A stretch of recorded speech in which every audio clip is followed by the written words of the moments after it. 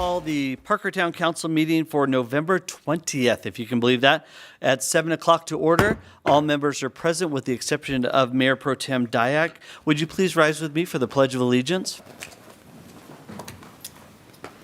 I pledge allegiance to the flag of the United States of America and to the republic for which it stands, one nation, under God, indivisible, with liberty and justice for all. All right, thank you everyone. For public comments, public comment is an opportunity for town residents and other interested individuals to speak about items not on the agenda. The comment period is limited to the first 30 minutes of the meeting, and if there's any big uprising, we'll take it in the last 30 minutes as well. I have no public comment listed for tonight. Is anyone from the public here to make public comment? Seeing none, we will move to reports, items, and comments from mayor and council. We'll start to my far right with Acting Mayor Rivero on any updates. Thank you, Mr. Mayor. Lots of stuff going on, so I'll just be brief. I know we had the State of the County over at the Legacy Campus, which was a nice chance to see what they've done with it as far as the school district goes. A few of us attended the Parker Chamber Economic Update and their annual meeting for a new board. I know there's some other stuff, but I'll let it go for now. All right. Councilmember Barrington. So Councilmember Wilkes and I have spent a lot of time together the last couple of weeks. We had a Greater Parker Foundation meeting on November 8th. On November 9th, I attended a Douglas County elected officials reception hosted by Lone Tree. And we missed a lot of things last week because we were out of town at a National League of Cities convention in Atlanta. And I'll have a lot to update. We'll have a lot to update everyone in the next couple of weeks. Thank you. Councilmember Hendricks. Thank you, Mr. Mayor. I did the same stuff Councilman Rivero did. Thank you. Great. Councilmember Wilkes. Yeah, so on November 13th, I was part of the Douglas County Youth Initiative Board meeting where we talked about the Youth Congress and, more importantly, the mental health issues with our youth right now. And we're going to be coming up with some great ideas on how to help that and help our kids out. So I'm excited about that. And then on November 12th, I went to the Battle of the Chefs at Black House, which was in support of our Parker Senior Center. And it was a phenomenal dinner and a great turnout. And from what I understand, the Parker Senior Center raised quite a bit of money, which is just good for our community. And then, yeah, I'm excited for when Councilmember Barrington and I can share with you everything we learned. Great. Councilmember Hefta. Good evening.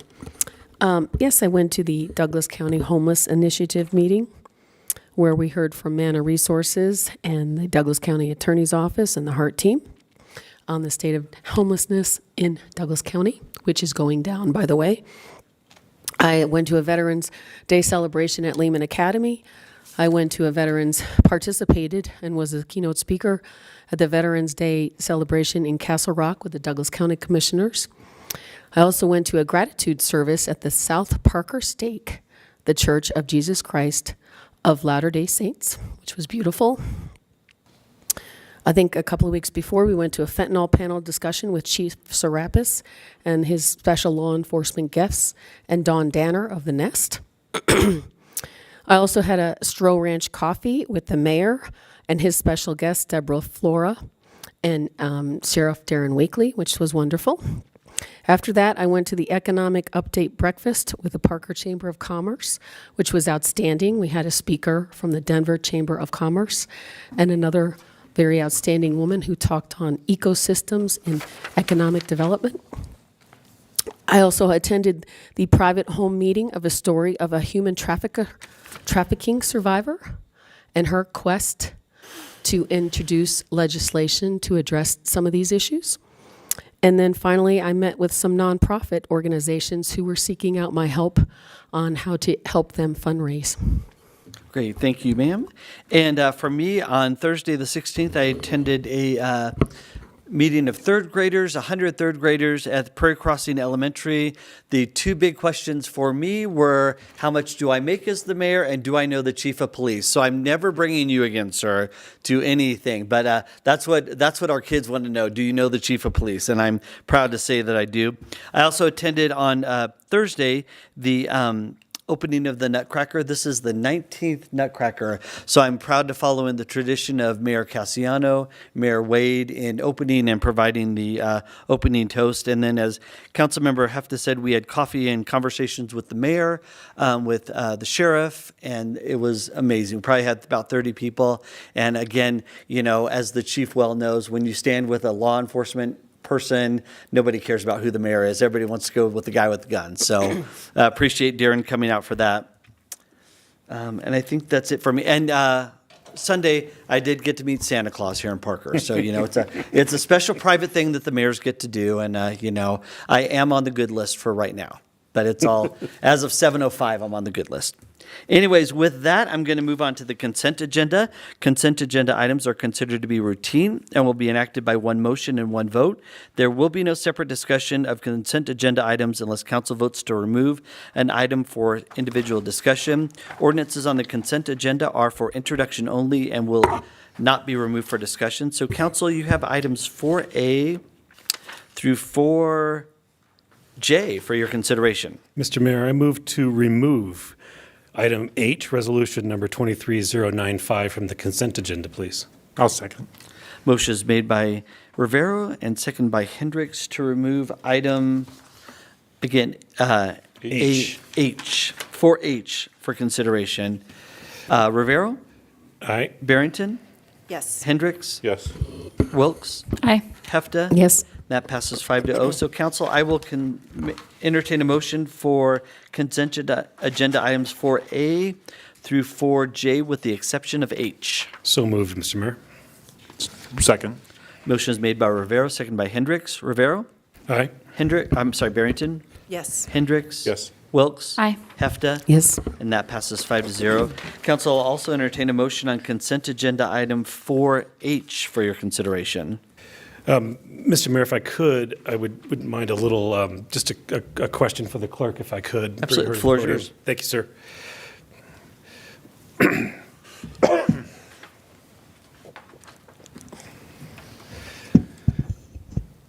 Thank you, Madam Town Clerk. So in front of us is Resolution 23095, a resolution adopting the application fee for retail establishments permits. And I'm just bringing this off the consent agenda and bringing it into the public realm because I just thought it's something that it should be out and the public should know, or more importantly, the business should know what's available to them. I think this is a benefit that finally the state realized to recognize that folks are going to provide alcohol, if you will, at their places of business for regular customers, and this is the tool that those businesses need. But in doing so, those businesses need to come to town hall and follow through, or will need to come to town hall and follow through the proper steps. And I want an opportunity for you to tell them about that, if you would, please. So, yes, on October 23rd, council approved ordinance 5.28.33, which established the retail establishment permit, made it official here in Parker.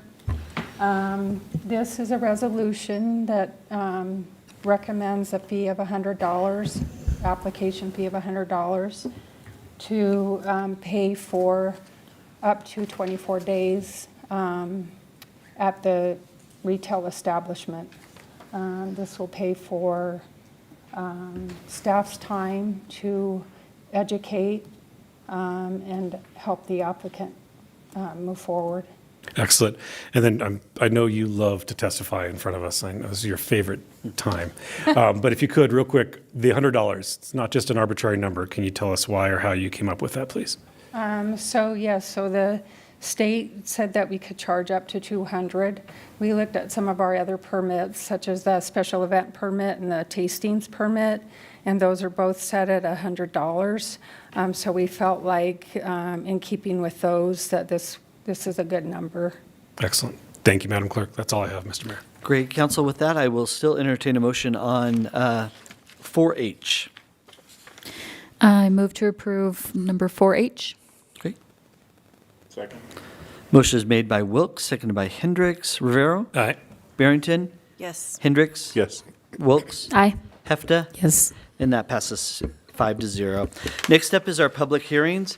So tonight we have a very unique opportunity, and it is probably the largest annexation opportunity that we are going to have as a sitting council.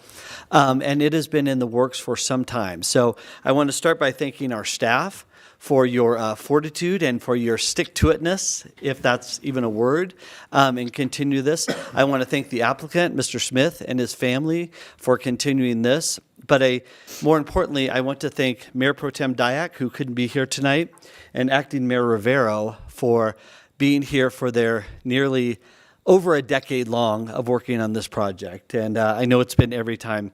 So in deference to Acting Mayor Rivero's leadership, for his drive, for his attention to this project, I'm actually going to turn this public hearing over to the acting mayor to lead on behalf of the council, and then I'll join you all back for the budget. So, acting mayor, it's all yours.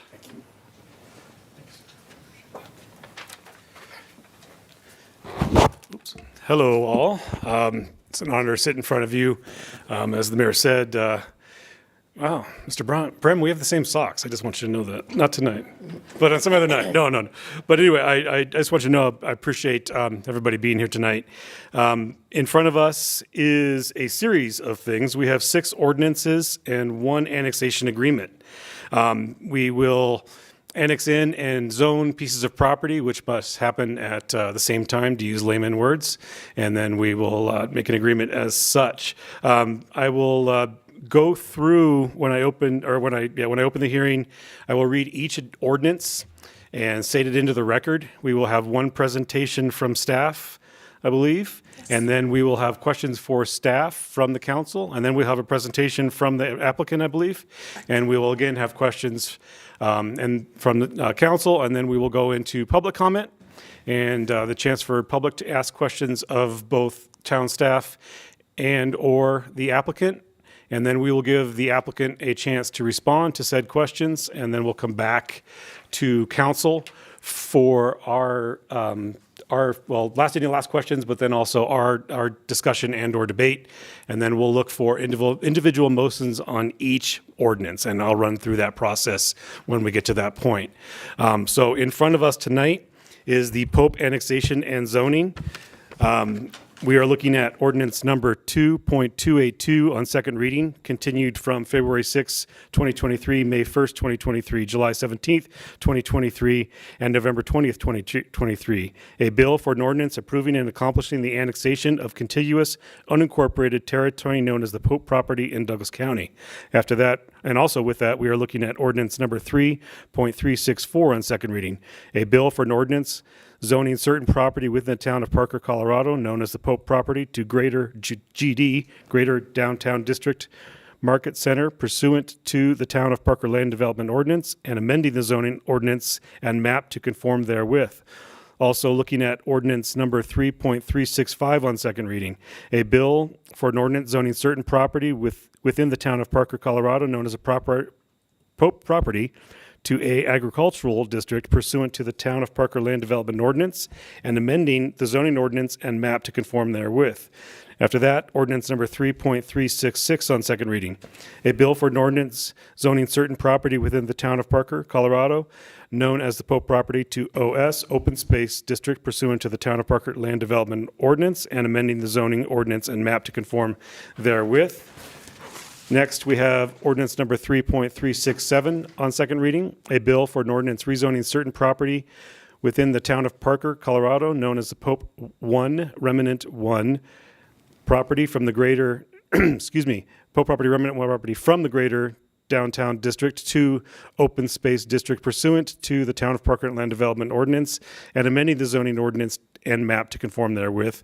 And then lastly, for ordinances, a bill for an ordinance rezoning certain property within the town of Parker, Colorado, known as town-owned excuse me, town-owned Pope 1 Remnant 2 property from the Greater Downtown District to A Agricultural District pursuant to the Town of Parker Land Development Ordinance and amending the zoning ordinance and map to conform therewith. And then finally, the best part of the whole night, the annexation agreement. So with that, Stacy, make it all sense, please. Make it all make sense, please. I will try. Thank you. Good Excuse me, evening, Mr. Acting Mayor, can you open the public hearing? I see. I knew I was going to forget that. With that, before Stacy presents, I am opening the public hearing for this item at 7:15 p.m., please.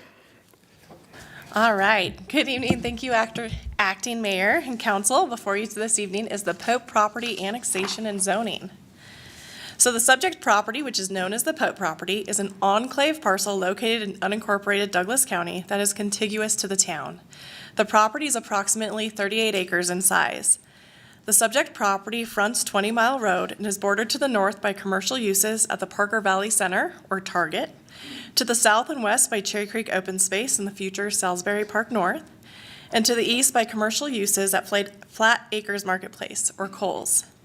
The property and adjacent areas in the Cherry Creek Open Space contain environmentally sensitive land, including the 100-year floodplain and habitat for the Preble's Meadow jumping mouse, which is protected by the U.S. Endangered Species Act.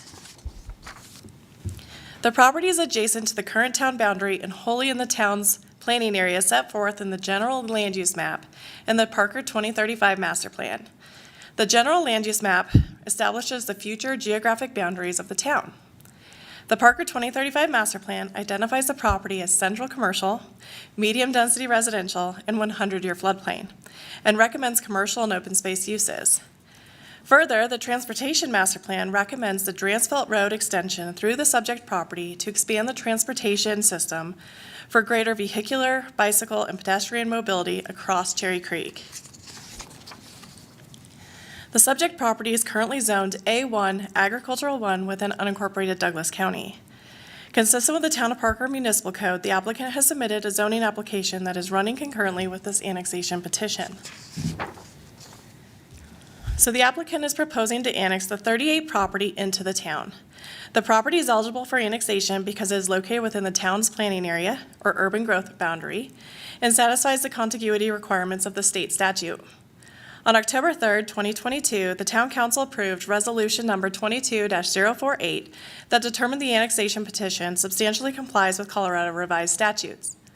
On November 21st, 2022, the Town Council approved Resolution Number 22-061, which determined the property was eligible for annexation. The town has identified the Pope property as a candidate for annexation through the 3 Mile Plan and the Parker 2035 Master Plan. The annexation is consistent with the town's land use policies expressed in both plans. The annexation fulfills the Town of Parker's goal of actively pursuing annexations to allow for contiguity of services within the Parker 2035 Master Plan's planning area. Town staff and the property owner negotiated the terms of an annexation agreement, which will govern the annexation of the property into the town if approved by Town Council. The annexation agreement ensures dedication of land and easements necessary for the construction of Dransfeld Road and associated improvements. The reimbursement responsibilities for these improvements, obligations for access to the existing agricultural business, and dedication and conveyance of the open space property to the town. In addition to the annexation, the applicant is proposing to zone the 38-acre property into 3 zone districts. The first one, which is the open space zoning, that is blue on this map, will consist of approximately 9.2 acres and is located on the western section of the property, which is in the Cherry Creek floodplain. The yellow on this map is proposed to be zoned to agricultural. It's approximately 11.8 acres in size and is located in the central area of the property. This zoning will allow the applicant to continue those agritainment uses currently in operation. And the third zone district, which is red on this map, will consist of approximately 17.5 acres and will be zoned Greater Downtown Market Center. This will allow additional commercial development on the property. In addition, there are 2 small areas associated with the zoning that are already in the town. These parcels are currently zoned Greater Downtown Market Center. This property was annexed and zoned in the town as part of the commercial development to the east. As part of the proposed rezoning, a small portion of the existing lot will be rezoned to align with the zoning proposed around them. So one piece will be rezoned to open space, that is red on this map, and the other portion will be rezoned to agriculture, which is blue. There are 9 criteria used to evaluate a rezoning. These criteria ensure that a need exists, the proposal is consistent with the master plan, and there are adequate services to serve the proposed site. After evaluating the zoning information, staff has determined that the proposal meets the 9 approval criteria set forth in the land development ordinance. So staff has reviewed the proposal and has determined that the project is consistent with the master plan. Utility providers have confirmed capacity and availability. All notice requirements have been satisfied, and the Planning Commission heard the zoning proposal on November 9th, 2023, and voted unanimously to recommend approval. Therefore, staff and the Planning Commission recommend that Town Council approve the Pope property annexation and zoning. This concludes staff's presentation. The applicant is here tonight and does have a presentation for you as well. Excellent. Thank you very much. Before we get to the applicant, I will open it up for council to ask staff questions. Councilwoman Hefta, please. No questions. Councilwoman Wilkes. No questions, thank you. Councilmember Hendricks. No questions, thanks. Councilmember Barrington, sorry. No questions. Nice. And so my only question comes down to the last 2 ordinances and the 2 parcel pieces. I assume left over from a drainage easement, or yes? And just Yes. making those parcels match what's going on around them. So the tip matching the open space, and then the other part matching Mr. Smith's agricultural space, correct? Correct. Yep. So that's the whole purpose of this annexation, or this rezoning, is just to have a contiguous zoning boundary. So the open space will be dedicated to the town, and that little fingertip will come to the town as well. And the other part will be zoned agricultural. And then the remnant piece is matching the zoning essentially that already exists, and then the piece that goes under the road is just an easement, so it doesn't matter per Correct. se. Okay. Yep. Excellent. Thank you. Applicants, Mr. Brem, I assume you have a lovely presentation for us?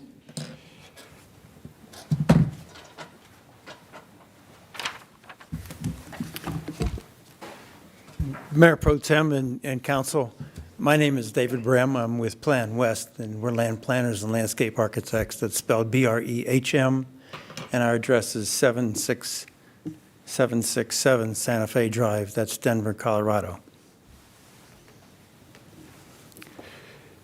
And my presentation is what she said. But I have a few, as you can expect, I have a few other comments from our side of the table that I'd like to share with you. But before we get started, it's just really exciting to be here to see this chapter closed and open a new chapter for this project. I mean, it's created and written as an application to rezone and annex this, but this is really an application to extend Dransfield Road, you know, when you get down to it. But the application is annexation and zoning. Everybody knows Mr. Smith, but his sister is here with us tonight, Pat Breeden, and that constitutes the Pope family. So that's, you know, we're really delighted that we're all here. Kristen Decker, who is the attorney here from Foster Graham, has also been working diligently with Kristen from Parker. So it's been really good. Kristen has really worked hard with the Parker Water and Sand District to get that annexation. And if you didn't know, that was approved the same night that the Planning Commission heard the zoning. So they approved it at 6:15, and at 7:15, the Planning Commission approved it. So it's all kind of come together from this out here to a pinpoint, Yes. right? I can still remember telling Tom that back in April, I says, well, we should have this ready by Thanksgiving. And he goes, it better not take that long. And we beat it, because Thanksgiving's not until Thursday. So anyhow, with that in mind, I can go, let's see, which one of these I hit? I did it. So I get a retrospect. Whenever it was in one of the hearings I was with City Council, one of the City Council women asked me, she said, Mr. What's the most difficult part of this project? And I went, oh, that's a good question. And I testified, I says, this isn't complicated. There's just a lot of moving parts. I have to retract that. This is a pretty complicated little deal, and I'm going to share a little bit about that. But there had to be a lot of pieces, as you know, had to align to make this project work for everybody. And the success is, it does work for everybody. So with that perspective, I'm going to share with you, there are 26 exhibits in the annexation agreement. That's 142 pages of annexation agreement exhibits. This is just the exhibits. Some of those exhibits have 6, 8, 10, 12 pages to them. That's why it comes out to 142 pages. It's entertaining. I recommend reading it and then mapping it on your wall, that I did in my office, so I could keep track of all that. The other one is this is the key map, and there'll be a test on this later. So this represents all of those little exhibits and how that little piece that, it's been mentioned here and there. But it's really is, there's a lot of moving parts, as you can appreciate. I mean, 6 ordinances to get it all done. So I had to retract that. It just, all those little pieces got to be a three-dimensional. Then you add the level of negotiating who does what, who pays for what, when do they pay for it, how much do they pay for it. It's been a multi-dimensional discussion. But the result is pretty simple zoning. Our office jokes about when's the last time we did straight zoning with 3 zoning categories. We don't usually do straight zoning means it's right out of the code book. We didn't modify anything in the zoning. We just took it straight out of the code book. It's retail, commercial, the greater downtown. It's agricultural, and it's open space. It doesn't get much simpler. Sometimes to get simple, it takes a lot of work to polish it and to make it simple. And I think we did that, and very well. This map doesn't read worth a darn. But this has nothing to do with really the annexation. But you can slightly see a different shade with 2 shades up there. This is what we created for the Parker Water and Sand District called the retention parcel. This is the piece, the lighter piece, is what's going to be retained by the Pope family. And this is what the Parker Water and Sand District agreement was based on, because they weren't going to charge us anything that we didn't retain. So all the other darker stuff is going to be given and dedicated to the town. And it ends up to be, out of the 38 acres, about 15 acres goes to the town, about 40% of it. And the Pope family retains about 23%, or 23 acres. So it's a pretty big dedication, but it's all for a good purpose that we all agreed to. So what the summary is, this whole process of all these complicated pieces, it's a tribute. It's a tribute to Stacy and her team, Tom, Chris and his team, Kristen and the attorney and our team coming together for a common goal and a collective benefit. There were moments of tension, but it works, and there's a collective good and a collective benefit here. Again, we look at it as it is an annexation of property that was in the county, and the county was part of this. But the Dransfield Road extension is a transportation network, and this is just going to be an amazing benefit to the town to go, connect up and parallel Parker Road. It's going to be just, unfathomable.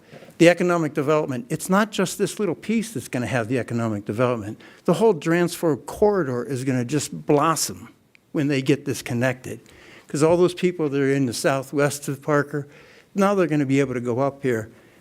It's going to be amazing, a benefit. The preservation of the open space, what Cherry Creek is just a remarkable asset to the town, and now it's going to be owned by the town, it's going to be preserved. And the improvements because of this project to the Chiano itself. It's just, the ripple effects here, and I'm hitting the high points. And then the agricultural zoning in town, in a commercial area. But the best point is that agritainment was added to the agricultural, so it allows Flat Acres to continue their wonderful little niche, or at least the opportunity to create that and continue that. People have said, we missed the pumpkin patch this year. We've missed some of that stuff. I think it's going to come back next year. Not the same size, because there's going to be a roadway down it, but that agritainment was added to the agricultural because of this project. That's pretty cool. I think that's a real asset, that this project came together to do that. So, we really appreciate, we get the kind of like used to Stacy's thoroughness. I have to say that we don't get that everywhere we go, and we do this all a lot of places. But Stacy's very thorough and very, very focused, and we appreciate that. And staff, their recommendation and their review of the criteria meet the criteria. I think it exceeds the criteria in every way you can think of. This is just an excellent, and I think everybody agrees with that and appreciates that, but I had to say it. I have to say that I was really fortunate to be part of this project. I have a career that likes to think that I try to make a positive impact for where we work. And this project will have a positive impact for a long time, for a lot of property. And I'm really, it'll never make a magazine. It's hard to dedicate or show this to anybody, but it's been a tremendous benefit and honor to be able to work on it with Mike and his family. So, we're here to ask council's approval, and we do appreciate that. So we're always here to answer your questions, add some more detail to it. And, Excellent. Thank you very much. Thank you, David. I appreciate your time, and thank you for the thorough presentation. We'll start back in the other direction. Questions for the applicant. Councilwoman Barrington. That was a very thorough presentation, and I appreciate that, and I don't have any questions. Thanks. Councilman Hendricks. No questions, thank you. Councilwoman Wilkes. No questions, thank you. Councilman Hefta, please. Well, I have some, I have some questions, not necessarily for the applicant, but for some of the information the applicant had. And these would be directed to Mr. Tom Williams in the audience. You can thank me later.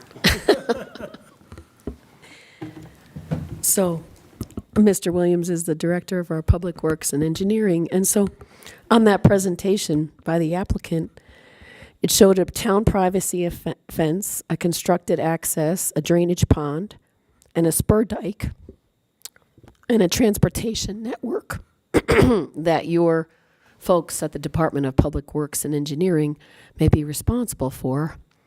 And I was hoping that you could elaborate a little bit on this matter going forward about what this is going to look like should this pass tonight, and then when some of those things might be done, just a high level. Sure. So as I think Josh and the mayor had mentioned earlier in the presentation, this is a project really that Mr. Smith and myself have been working on for really 15 years. We've been talking about this project. We developed a transportation master plan in 2015 that identified Dransfeld Road as a major corridor, as a major transportation element for the town.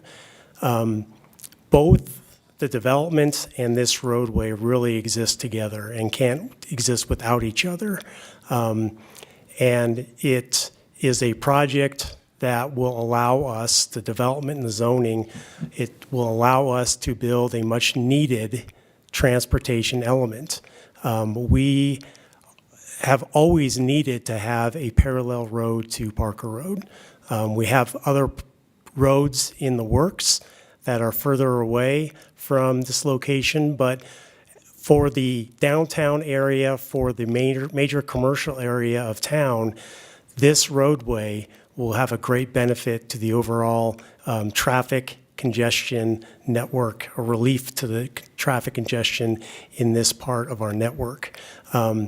We are currently in the process of preparing to advertise for the construction of this roadway. If this annexation gets approved this evening, we're prepared to advertise for bids as early as tomorrow. And our goal is to have the bids opened in mid-December, before the holidays. After we open bids, we are planning to come back to town council I think it's going to be either the first or second meeting in January to award that construction contract. Our schedule from there is probably about a month after that. We would be issuing a notice to proceed, and it's our goal to have this under construction in March, and hopefully have the entire project constructed and built by the second quarter of 2025. Thank you, Tom. Actually, Tom, I'm not going to let you get away. I'm going to jump in here real quick.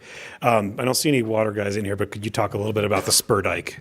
I don't know in my 11 years I've seen them, but I don't know that we've ever been required to do one. Yeah, so this spur dike really it's more of a roadway embankment. Okay.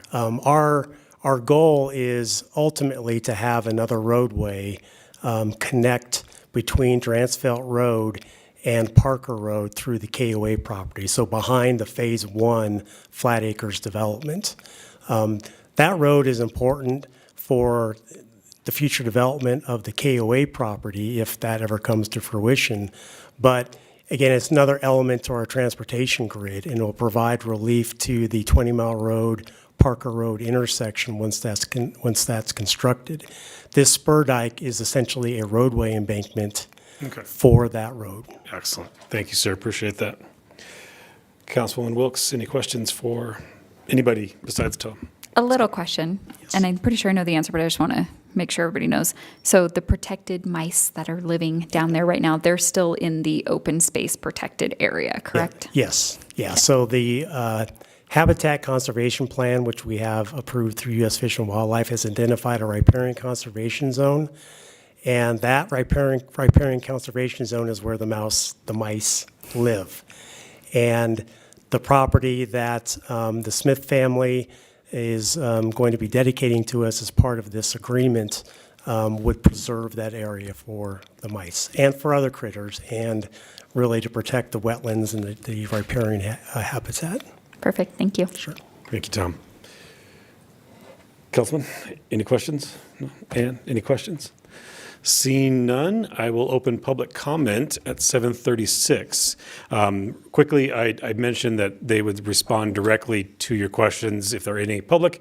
That's not how, unfortunately, it will work. I will give you 3 minutes for the public to speak. You can state your questions during those 3 minutes, and then at the end, after our closed public comment, we will come back and do our best to answer said questions.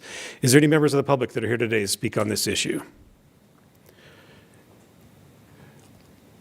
Sir, if you could state your name and address for the record, please.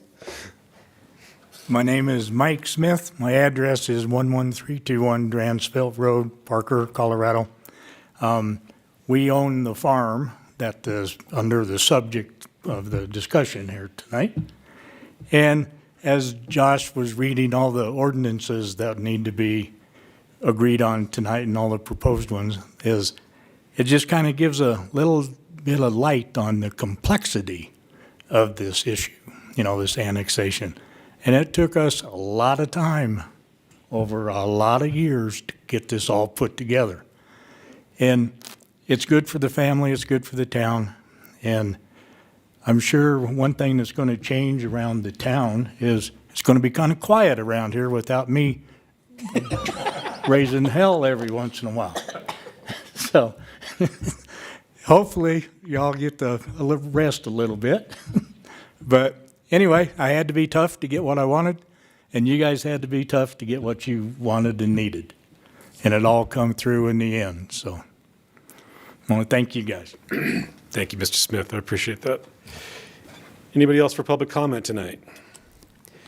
Seeing none, we will close public comment at 7:38 p.m. and move on to any final questions before we open up. No, seeing no questions, we will move on to statements and/or debate from Town Council. Mr. Barrington, I'd love to start with you, please. Excuse me, Mr. Mayor. Yes. Can you close the public hearing and then open it for Did debate? it again. Seeing no further questions, we will close the public hearing at 7:39 p.m. and move on to debate and/or. So I think this has been going on for such a long time, or a long time before our time, except for Josh's. And staff. Thank you, everyone, for all the work. I feel just privileged to get to be here tonight when we see it come to fruition. And our job is to basically look and see if it falls within the 9 criteria.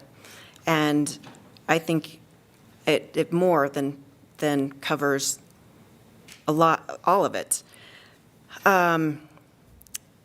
You mentioned that you don't know that this is going to be in a magazine. There is a reporter right behind you. It might get into Parker Chronicle, and possibly we could help you get into one of the other local magazines. So thank you for all of your work, and we're excited to see this happen. Thank you, Ann. Todd, question or statements or debate? No, it's a great project. I know it's many, many, many years of work. I'm excited for all parties involved. And I also agree with Councilman Barrington that it meets the 9 criteria. And I just want to thank everyone for their efforts on this. And I approve. I will be approving this. Thank you, Todd. Councilwoman Wilkes. Well, I don't know. You're saying we're not going to see you around here anymore and not enjoy you. It kind of makes me want to. No, I'm just kidding. Oh, Richard. No, I have been visiting your farm my entire life, and I am very excited to actually have you be a part of Parker more than you already have been for generations. So I'm in approval. Councilmember Hefta, please. So it's not as often that we get zoning requests that come before us, and they usually come with an annexation request as well. I apologize for my voice. So just a little bit high-level statistics here. In the last decade, Douglas County has seen an increase in population of 25%. We just learned from the Denver Chamber of Commerce that in the last decade, Colorado has seen a 30.1% increase in population. Colorado is now the 3rd fastest growing state in the country. So when folks come to our town, they might have been here as long as Mr. Smith has been here. Right, Mr. Smith? A long time. And they want the town to remain the same. And they want the small town that they used to have maybe back in the 80s. But I just read you those statistics. Our town is growing. We have the water supply for these houses and for these developments. And so Mr. Smith has been working so hard with our town attorney, our town planning department, our engineering department. This has truly been, and his attorneys, this has truly been a collective effort to bring this project forward over many years. And yes, there's been disagreements, but what I truly appreciate is the level-headedness has prevailed. The attorneys got together and they worked it out with our engineering department and our planning department. And our attorneys did a fantastic job as well of trying to come together on this. And we are so excited, Mr. Smith, that you're going to be a voting member now in the town of Parker. So I'd just like to say to everyone, thank you for your hard work, and thank you for what you're going to do for the residents of Parker, Colorado, of having more transportation for them to travel on and another commercial corridor, and also preserving the charm of Mr. Smith's wonderful pumpkin patch and his land, because we all love your farm, and we've all visited there for many years. So if you can bring it back, we would be delighted. Thank you. Thank you, Councilwoman Hefta. 11 years. I remember back in 2012 when and I wish John was here, but we talked about with staff, what are the what are the big wants? What are the big wishes? What can we do as council member? And I'm looking at Grant, and one of them was, King Soopers in the north, and another. Yeah, there was a ton of them, and we needed Trader Joe's, and we need an In-N-Out, and we need this and that. But the one that stuck in our mind was the bridge. And it is the farthest thing from a bridge to nowhere. It is the bridge to everywhere, because everybody in the Southwest now has to drive in this roundabout way to get to our commercial core, to get to those businesses that have the highest traffic in our community. The biggest remitters of the dollars that we use so well in our police force and our roads and our public works and in our culture, et cetera, to get those people a quicker route to those things they need has been on the wish list for 11 of my years and 15 of Mr. Smith's and Mr. Williams' years, and it's probably dreamt about before that. What got us here was the partnership. We heard a little bit about those negotiations, but there are a lot of things that came into play to make us get here today. Stormwater guys stepping up, engineering and roadwork guys stepping up, the citizens of Parker stepping up and voting for transportation dollars.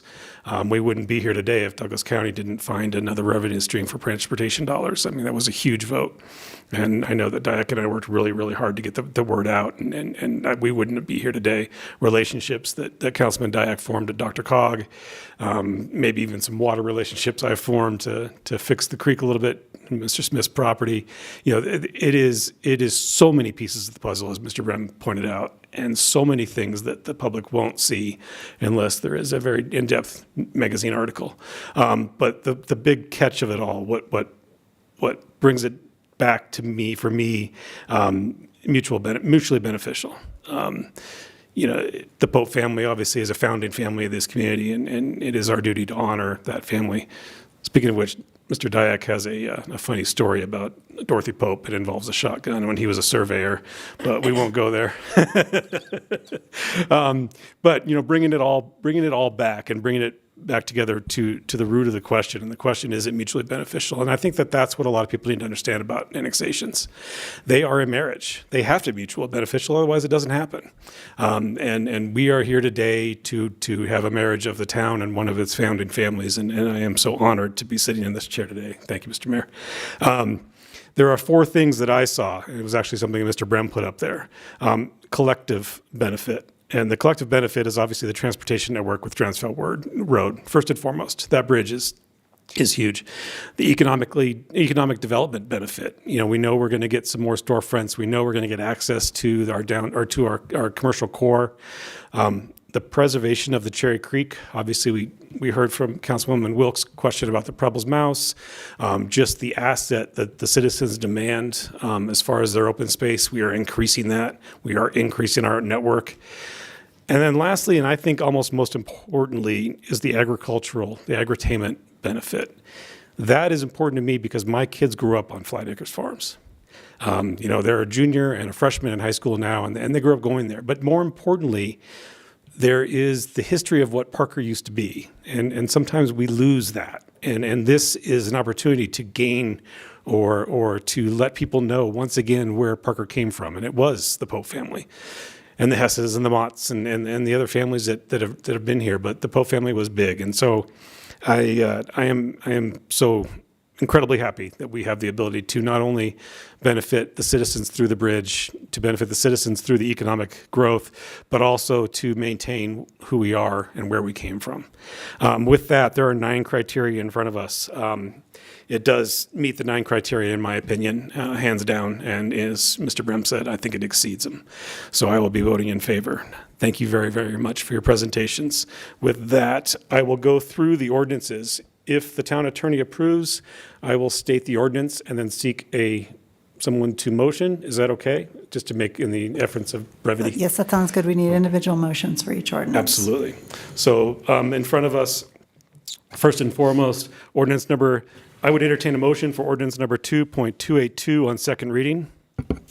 So moved. There's a motion from Barrington. I have a second from Hendricks. Barrington? Yes. Hendricks? Yes. Wilkes? Yes. Hefta? Yes. And I vote yes. Next, I would entertain a motion to approve ordinance number 3.364 on second reading. Yes. So- Second. Moved. I have a motion from Hefta, and I have a second from Wilkes. Barrington? Yes. Hendricks? Yes. Wilkes? Aye. Hefta? Yes. And I vote yes. Next, I would entertain a motion on ordinance number 3.365 on second reading. So moved. I have a motion from Hendricks Second. and a second from Wilkes. Barrington? Yes.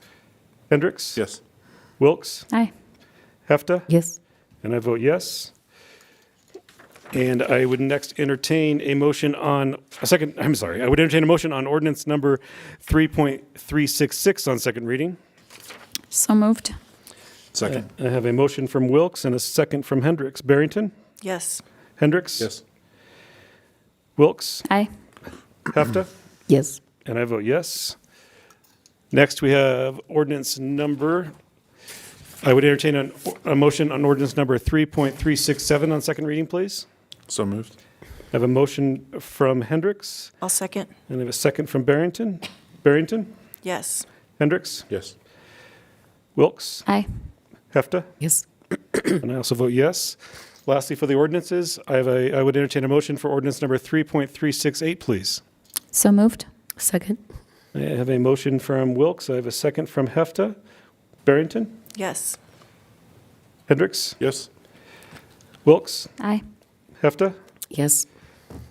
I also vote yes. And then lastly, I have an annexation. I don't have the motion in front of me, if somebody has that handy. I move to approve the annexation agreement for Pope Property Phase 2. Second. I have a motion from Barrington and a second from Wilkes. Barrington? Yes. Hendricks? Sure. Wilkes? Aye. Hefta? Yes. And I also vote yes. And let me state for the record that all 6 ordinances and the annexation agreement pass unanimously. Thank you very, very much. It's been an honor. Don't make us laugh right before we're voting.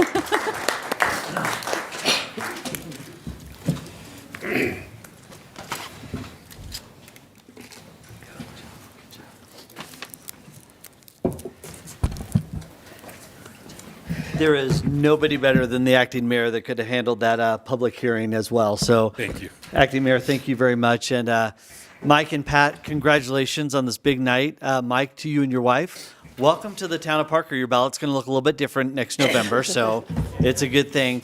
But I just want to say, more importantly, and I don't think that was mentioned here, is the benefit of annexing into the town of Parker is you get Team Parker. You get engineering and public works from the town of Parker. And more importantly, and not that snowplows aren't so important and street sweepers aren't so important, but you get the Parker Police Department that will be answering that call for you. And not to dissuade Sheriff Weekly from any kudos, but nothing compares to the Parker Police Department. So congratulations to you both, and happy Thanksgiving to you. Excellent.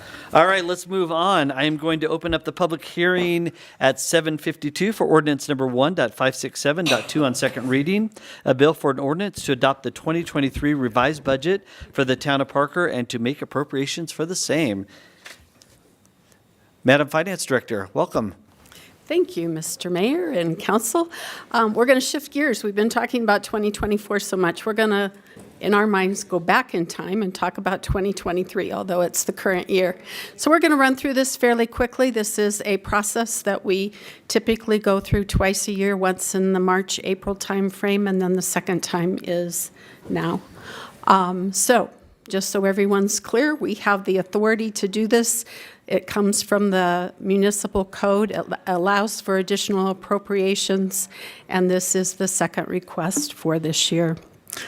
So here's the summary for you of the changes that we are proposing. Typically, when we have a supplemental request, there is both revenue that is coming into the town as well as additional expense. That's typical. There are always some exceptions, and you're going to see them as we go through here. But our cash impact of all of the changes tonight is actually an increase to the overall cash balance of the town. So with that, we'll get into some of the detail. These are listed out by funds. The first one is the general fund. We are, with the $225,000, we are decreasing expense in the general fund. You're going to see the flip side of that in one of our other funds as we get there. That's okay. The other next two items here are increases for some items within the police department, and they are offset by grant revenue. So the impact to the general fund is a savings of $225,000. Now we'll move on to the next fund, cultural fund. Here we have had some impacts due to the increase in participation rates. So the first several items are related to increased participation that has resulted in both increased revenue and increased expense. The increase in the bank charges is still kind of along those same lines where we've had more participation, so credit card fees have gone up, bank fees have gone up, and we've also changed and are accepting only plastic at our concession stands there. The next two items you'll see offset each other, so there is no impact, but they are related to the theater rental activities. The impact to the cultural fund is about a $43,000 decrease to cash. Next fund we're going to look at is the recreation fund. Here again, we have some increased expenses for our software, so that's going up $20,000. The next four items kind of all fall into that same category of increases in revenue due to participation, and in this case, increases in expense as we make some payments out. The next fund is our Public Improvements Fund. Here, the first item is, I believe, the largest item on the list tonight. It is the $350,000 that is related to the sinkhole that we had earlier this year. So we are having to get that into the budget, even though we've paid the bills by now. The next item is the Main Street Jordan improvements, $165,000, so that's an increase. Increased expense for Beckett Drive is offset by revenue coming from P3. And then the last item is increased expense for the Jordan Cedar Gulch, and that is the offset to what you saw in the general fund. Here we have an overall increase of $740,000 in that fund. Next one is our Capital Renewal and Replacement Reserve Fund. We have an increase in revenue of $5 million. This is to bring into the budget the fact that P3 is going to be contributing $5 million in this year for the construction of the garage. The next fund is the Stormwater Utility Fund. The amounts in revenue and expense here are to get everything aligned up as far as what is being donated, contributed by our developers, and then the corresponding projects. The last fund we're going to take a look at is our IT fund. Here, we have a bill that didn't come into us last year, and so obviously we did not carry forward the expense for it, so we're needing to appropriate that money now so that we can make that payment. And that is it. I will take any questions. Thank you, Mr. Mayor. Great, thank you, ma'am. I wish I could have $185,000 just sitting on a book somewhere that I forgot about, but that's good. So I don't get to do this often, but I'll start to my left. Councilmember Wilkes, any questions? Just curious on that IT bill, why did it take them a year to turn it into us? Some vendors just aren't on top of things. Okay, Leave it so at that. It was really on their end. Yes. Okay, thank you. Great, Councilmember Hefta? It's a statement first and then a question. It looks like from 2020, the average Colorado household has spent about $12,779 more since 2020 because of inflation. What would you put the inflation rate from since 2020 to justify these increased expenses that we're seeing? The inflation rate.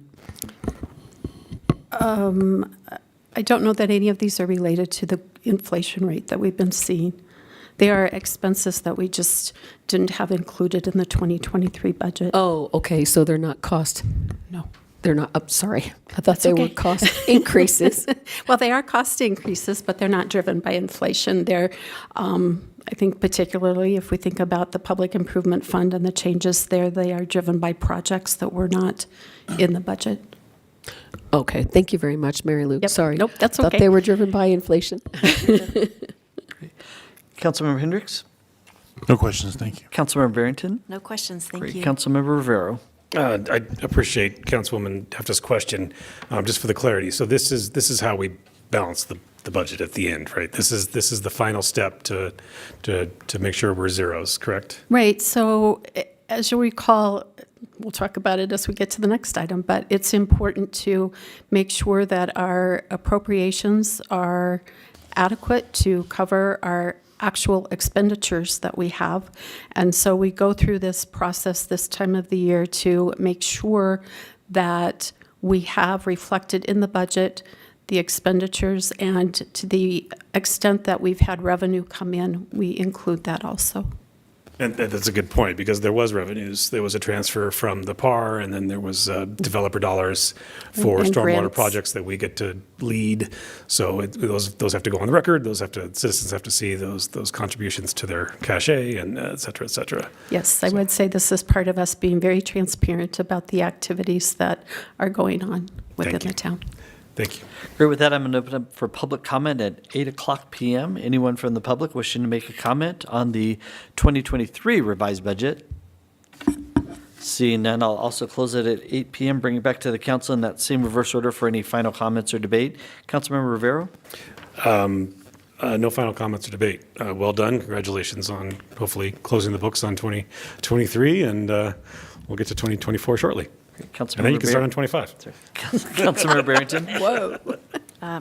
No final comments, except for thank you for what you do. Councilmember Hendricks? Agreed, thank you very much. Councilmember Wilks? I love the diligence you guys put into this. Numbers don't scare me, but I also wouldn't want your job. So I love that we have you guys. So thank you. And Councilmember Hefta?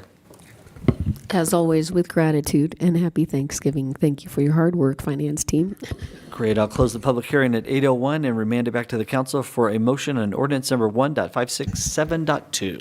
Mr. Mayor, move to approve ordinance number 1.567.2 on second reading, please.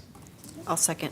Motion is made by Rivera, seconded by Barrington. Rivera? Aye. Barrington? Yes. Hendricks? Yes. Wilks? Aye. Hefta? Yes. And that passes 5-0. Next up, I'll open up the public hearing at 8:01 on ordinance number 1.593 on second reading, a bill for an ordinance to adopt the 2024 budget and to make appropriations for the same. Madam Finance Director. Thank you, Mayor and Council, again. We are going to talk about the 2024 budget now. We're going to skip over a lot of it, but I'm going to just make the highlighting comment that we've all talked about the budget several times already. And so we are going to move forward, and we're just going to take a look at each of the funds and the summary financial statements and a quick look at the capital, just in case there are any last questions. So again, we're always looking to maintain adequate cash balances in each of our funds. Some of them have kind of rules around them as to what they need to be, others don't. But being positive is an absolute must in our fund balances. So here you'll see what our 2022 through 2024 numbers look like for our Parks and Recreation Fund. This is where all of our construction activities occur for Parks and Rec. The next page takes a look at the capital that exists in the 2024 budget planning. From there, we're going to move to the Recreation Fund. Again, it's set up with the same flow. You can see the numbers. Here we've got a couple additional items that are important for this type of activity. We are looking at that percentage of cash to total expenditures, and then also the cost recovery rate. And with the next page, you can see we do have some capital that exists in our recreation fund, even though most of the capital exists in the recreation fund. But here we have under $1 million. The cultural fund, again, is set up very much like the recreation fund. And from there, we'll go to capital. Again, it's replacement of aging equipment for the most part, and just a little over $1 million. Capital Projects Fund, this is where we're going to see a lot of outflow in 2024. We have some projects that are starting, not necessarily that will make the major payments out during '24, but we need to get them appropriated so that the dollars are set aside as we move into negotiating contracts for them. So the first fund here is the Public Improvement Fund. This is where the majority of our streets and infrastructure construction occurs, and you can see there are some very large dollar amounts both in the 2023 projection column and the '24 budget for some of the big items that we've got under construction both this year and next. Here you can see in our '24 budget planning, the largest item that we have for capital is Lincoln widening. So another one of those projects that will make a big difference in the town. A total of $46 million in capital here. The excise tax fund is looking at a bump up in expenditures in '24. This is a transfer into the Public Improvements Fund to enable all of those activities that you just saw listed occur. Stormwater works as an enterprise fund, so it is expected to operate much like what we would all think of as a normal business. You can see that it is maintaining a cash balance. We are working at maintaining and growing the cash balance based on the projection that we saw as we pulled the numbers together. That number was a little low, so we are working in 2024 to bring that cash balance up just a little bit. Here you can see the capital projects that are planned. The last three, I guess I should mention, are all funded through P3, and they are activities that correlate to each of the areas. I think here all of the Cottonwood area. All right, the general fund, we've talked about sales tax a lot and how our sales tax numbers have really fluctuated in the last couple of years, much to the town's benefit. We are seeing a much lower number. We're still tracking with that 4% growth rate in '23. Our '24 budgeted number is at 5%. I'm not going to go over this again. This is our busy slide that just has lots of data on it. It does have our top 5 revenue sources, and as we talk many times, we can see how sales tax is our largest revenue source in this fund, and from the $58 million budgeted in 2024, it does decline very quickly from there. I'm going to just make a comment about our property taxes. There is a number in here. I think it is within a range that will accommodate whatever changes come out of the activities taking place downtown right now. So as they are meeting to try to address the growth in real estate valuations and property tax growth, I think whatever the outcome is, our $3 million that is budgeted for '24 will be adequate. We have our revenues by category, so you can see them by all of the major revenue sources. Looking at a 4% growth. Our expenditures are also listed by category. And then our salary and benefits are obviously our largest expenditure in the general fund. The general fund is the home of the majority of the departments in the town, so that makes sense that our salary and benefit costs would be one of the largest expenses. You can see that we do budget for all of our positions each year. We're budgeting for a 6% performance pay and PD officer step plan. We have put money aside for potential impacts of a compensation study that should be completed yet this year. And then we also have 16.5 incremental full-time equivalent positions being added. Here you can see the breakout of those 16.5 positions. 12 and a half of them are in the police department, and the other 4 are in the public works department. The capital in the general fund tends to be on the low side. $500,000 is the largest item for next year. You can see, though, that we do have quite a few, but the dollar amounts are fairly low, and we're looking at just over $4 million for next year. This is a summary of our current outstanding debt. We have a sales and use tax refunding note, and then certificates of participation that were issued in 2014 for PWOC and the Rec Center, and another round of those that were issued in 2019 for the police headquarters. We have talked about moving forward with a defeasance of our 2014 certificates. On the consent agenda tonight was the first reading for the defeasance.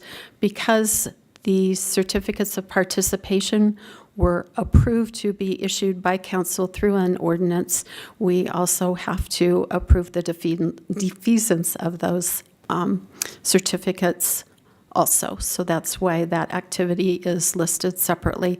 We will have the second reading coming forward on December 4th.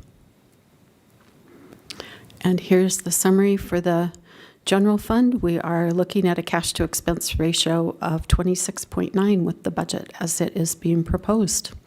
And with that, we'll take any questions. Great. I'll start to my right. Councilmember Hendricks. No questions, thanks. Councilmember Barrington. No questions, thanks. Councilmember Rivera. Thank you very much. Just real quick, talk to me about the cash to balance. What the magic 25 number? What is that, and why do we need it? So we found out why we needed it when the pandemic started, because we expected to see a drop in our sales tax revenue. Now, we did not see the drop in the general fund in our sales tax. Where we saw the drop was in our recreation fund and also in our cultural fund.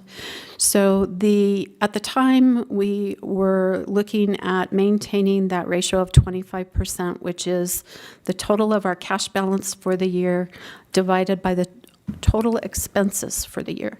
So that enables, at a 25% level, it means that the town, if something happened, will go rogue and say we had a fire that burned down downtown.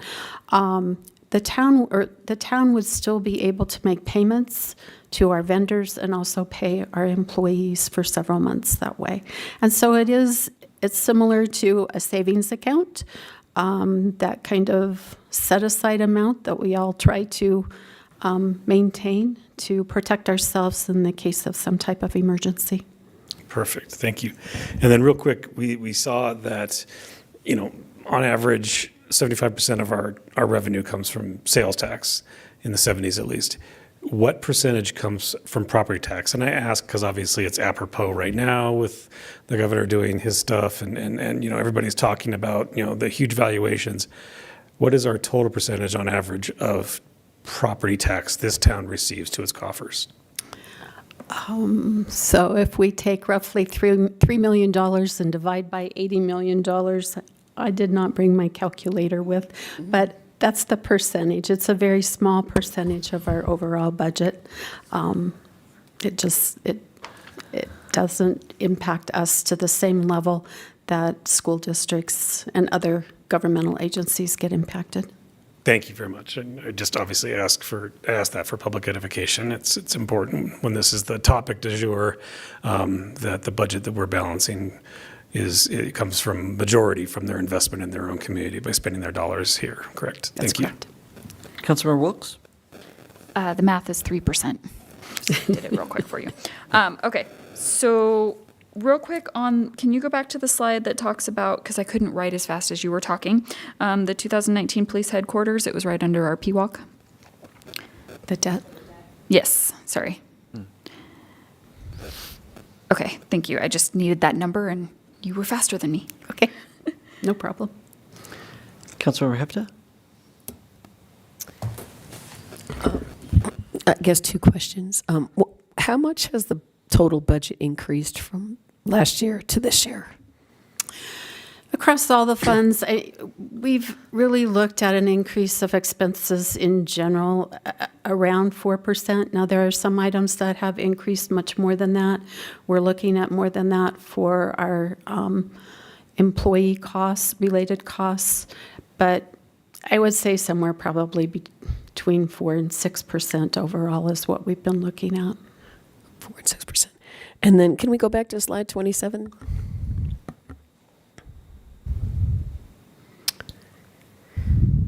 So these, that, 1, 2, 3, 4, 5, that's the 5 revenue sources right there, sorry. And we're looking at the road and bridge share back funds and then the excise taxes. As we continue into the next decade, will those amounts go up or down, and why?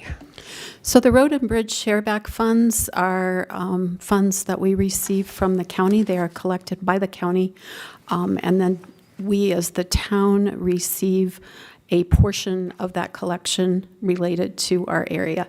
So a lot of that depends upon the growth here versus the growth in the rest of the county. We should continue to receive those. The excise taxes here are related to core. This is I believe it's 3% payback from core that we receive on their revenues. So again, I think that agreement is up for negotiation in 2025, if I remember correctly. So obviously things could change then, but I would anticipate that it would continue at some rate. Thank you. Great. Mary Lou, I just have 2 questions for you. Can you go back to the one about the debt that Councilmember Wilkes just brought up? Thanks, Rhonda. So with the retirement of that $14 million in remaining payments, how much will we save in terms of interest by paying that off 10 years early? So we are saving just a little bit over $3 million. That's the amount of interest that we would have paid if we had continued the debt out through its full maturity. Excellent. And just to confirm, we're not like refinancing that. We're paying that with cash. No, we are paying it with cash, Okay. yes. And that cash is due to the accumulation of cash during the pandemic when we saw such a large increase in our sales tax growth. Great. And Rhonda, can you go back to the bar graph on the sales tax just as a clarification?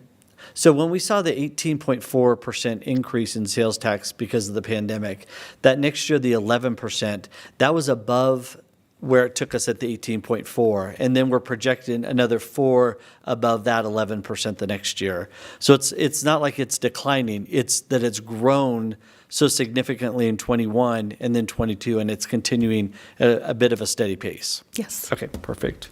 Council, any other questions? Yeah, just real quick, so what is our average growth cost, as Councilwoman Hefta pointed out? If it's not inflation, but our salaries are increasing, our benefits are increasing, what are we seeing as far as a cost? The cost of roads increases, the cost of, police cars increases. Don't ask about traffic signals, because that was outrageous. What are we seeing as far as growth in cost as an organization? It's all increasing. I think we are continuing to see some fairly large increases in our construction-related costs. I forget what the CPI. 17% for Thank you. CCI, construction. Yes. So 17% is pretty healthy still, and that is down from the prior year. So we are seeing large increases there. We work very closely with Public Works as they open up some of their large bids to make sure that the budgeted amount is accommodating the amount. We may come back after a bid is opened in mid-December and have to go through this conversation just a little bit more, but we'll see. So on that statement, if you could pick a number that is true, 0, because we see an increase in costs every year. So a 4% growth in sales tax or a 5% budgeted growth in sales tax isn't a true growth in sales tax because our costs are increasing also, correct? Yes, our costs are increasing. So here, if we look at the, we don't have a subtotal where I would like to have it, but the subtotal line here is a 14.1% growth in our expenses, 2024 budget over 2023 projections. That does include our capital outlay, which in this 2-year time period, it takes a pretty big jump, like 38% year over year. So that's a little bit of an anomaly. But otherwise, if you look at the other increases there, our salary and benefits are up 21%, supplies 28%, insurance 17%. Okay. And I just have to know, how did you get a zero increase on benefits? As a small business owner, I just need to know. Sorry. No insider trading here. Council, any other questions for Mary Lou? All right, we're going to open up for public comment at 8:19. Anyone wishing to make public comment on the 2024 budget? Seeing none, we'll close it at 8:19 and bring it back to the council. Councilmember Wilkes, you want to start off with any comments or debate? No, I'm good. Thank you, guys. Okay. Councilmember Hefta? No, thank you. Great. Councilmember Hendricks? No, I'm good. Councilmember Barrington? Nope, thank you. Councilmember Rivera? Thank you. No, I just want to point out the process. Again, I apologize for taking council's time, but we've been going at this since early fall, and they've been going at it since January. So this is the culmination. Well, not quite. You have to file the paperwork and whatnot, but the culmination. We have seen this, I think, a few times now. We have definitely seen it a few times. I know that I have a book on my desk at home that is this thick, and I've definitely gone through it. But I just want to say thank you for the work. I think it's important to note that every year these three and their crew are awarded for outstanding budget services. And every year we get recognized for the work that these three do. And not just these three, but the directors underneath them to prioritize themselves, to decide what projects are pertinent and what can wait is hugely beneficial to this organization. And I think it's very important to point out that the directors recognize that they may sacrifice their own wants and whims. That sounds horrible. They may sacrifice their own needs for a greater need from another department. So again, a well-run organization. Thank you so much for you guys' time today. So I feel like I'm channeling my inner Mayor Pro Tem Dyak here, but I heard a comment in the last couple of weeks of, I used to get so upset that Mary Lou was hoarding all this money for a rainy day. I used to get so upset. But now we are expanding Town Hall with cash. We are expanding Salisbury with cash. We are retiring debt and saving the taxpayers $3 million with cash. So Mary Lou, thank you. From me personally and on behalf of the council, thank you for being that hoarder. Thanks for being the piggy bank collector that you are. And, we just appreciate it because here's the thing. As a fiscally conservative council, that's what our people should expect. We're not spending frivolously. We are waiting. We're saving our money. We're not going out for new debt. We are spending what we have. And, whatever the economy may do, Mary Lou, you have set us up in such great shape to be able to expand or contract with that economy, and we just appreciate your leadership and your stewardship very much. So, council, with that, I'm going to close the public hearing at 8:22 and entertain a motion on ordinance number 1.593. Mayor, go ahead. I move to approve ordinance number 1.593 on second reading. Second. Motion is made by Hendricks, seconded by Wilkes. Rivera? Aye. Barrington? Yes. Hendricks? Yes. Wilkes? Aye. Hefta? Yes. And that passes 5-0. So interestingly of note, now that the budget has passed, so congratulations, council. But with that also comes 10 new police officers to our Parker Police Department. It also passes a recreation budget that has a 63% cost recovery, unheard of in their industry. It also has a cultural fund that is 57% cost recovery, which means these two departments need nothing from the taxpayers other than a couple of dollars here and there, which is awesome. But it also means in council, I think on behalf of the taxpayers and the citizens of Parker, thank you for approving a $14 million debt reduction by paying that off 10 years early and saving the taxpayers $3 million. And if we can earmark that for the police or the parks, I'm good with that too. So that's just my little annotation. With that, council, I'll entertain a motion to adjourn at 8:23. Motion to adjourn. Second. Motion is made by Hefta, seconded by Rivero. Rivero? Aye. Barrington? Yes. Hendricks? Wilkes? Aye. Hefta? Yes. And that passes 5-0. And we are adjourned at 8:24, but don't leave yet. We've got one more thing to do. Sit down. You guys aren't used to this yet. All right. So, Madam Town Attorney, just for clarification, are we board of directors for the GIA? Correct. We Okay. are a board. All right. So I will call to order the November 20th of the Town of Parker, My Main Street General Improvement District for November 20th. All board members, with the exception of Board Member Dyak, are present. Council, you have a first item up is the approval of the minutes from May 15th, 2023. I move to approve the minutes from May 15th, 2023. Motion is made by Board Member Wilkes, seconded by Board Member Hefta. Heard you. Rivero? Aye. Barrington? Yes. Hendricks? Wilkes? Aye. Hefta? Yes. And that passes 5-0. I'm sorry, that passes 6-0. I get to vote. Thank you to our team. I like this voting thing. I was kind of jealous with Josh in the earlier one of getting to vote. So public comments is limited to the first 3 minutes. If there's anyone wishing to make public comments about the General Improvement District agenda, seeing none, we'll move on to the public hearing, and I'll open the public hearing at 8:25 p.m. And it is on resolution number 2023-003, a resolution adopting the 2024 fiscal year budget for the Town of Parker, My Main Street General Improvement District, and providing other details relating thereto. Madam Treasurer, the floor is yours. Thank you. We will talk about a very easy budget now. It is all zeros, zero revenue, zero expense, and zero cash for 2024.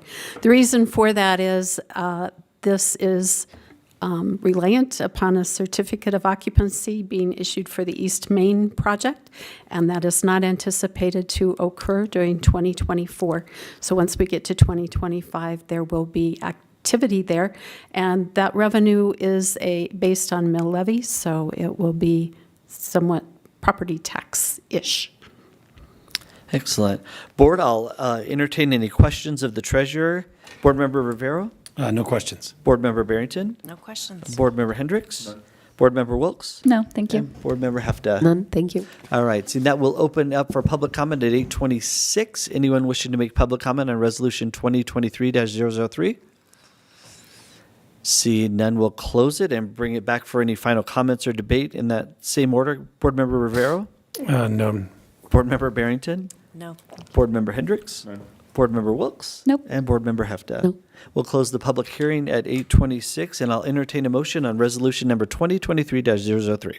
Mr. Chair, I move to approve Resolution 2023-003, please. Second. The motion was made by Board Member Rivero, seconded by Board Member Wilkes. Rivero? Aye. Barrington? Yes. Hendricks? Wilkes? Aye. Hefta? Yes. And that passes 5-0. With no other business before the General Improvement District, we will entertain a motion to adjourn at 8:27. So moved. Motion is made by Board Member Rivero, seconded by Board Member Hendricks. Rivero? Aye. Barrington? Yes. Hendricks? Wilkes? Aye. Hefta? And that Yes. passes 5. Thank you, ma'am. That passes.